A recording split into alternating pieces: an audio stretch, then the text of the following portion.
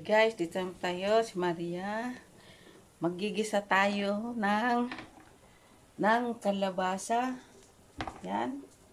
Yan ang sahog, sibuyas at bawang. Hindi ako naglalagay ng kamatis. Tapos, ito yung baboy, pinakukuluan ko sa tubig para malis yung langsa niya. Yan. Yan. Tapos, pakuluan ko ng patatas. Yan ang pagkain ng aking mister. Tapos, ito ang kanyang ulam. Ipiprito ko. Yung ano tawag nito, steak face. Yan. Video tayo. Ayan, guys. Okay. Na, guys.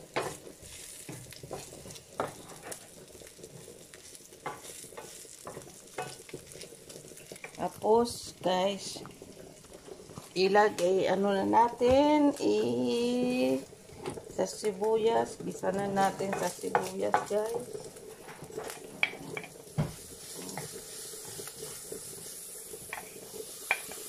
Pagsamang-samay na natin. Ayan. Ayan. Ayan. Ayan, oh. Ganyan ako guys mag-isa.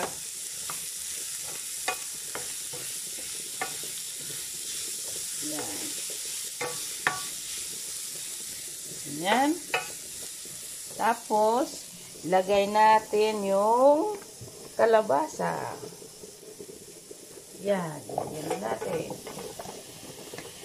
Yan. Lagyan na natin yung kalabasa. Yan.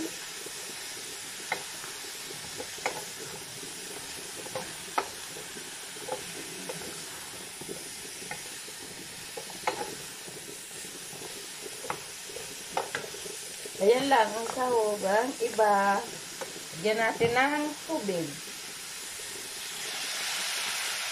Dandahan ang paglagay ng tubig para hindi mag-suka. Yan. Yan. Nasa sa inyo yan, Jerry, kung gaano karaming tubig. Lagay nyo, tansya-tansyahan lang sa tubig. Pag natuyuan, dagdagan.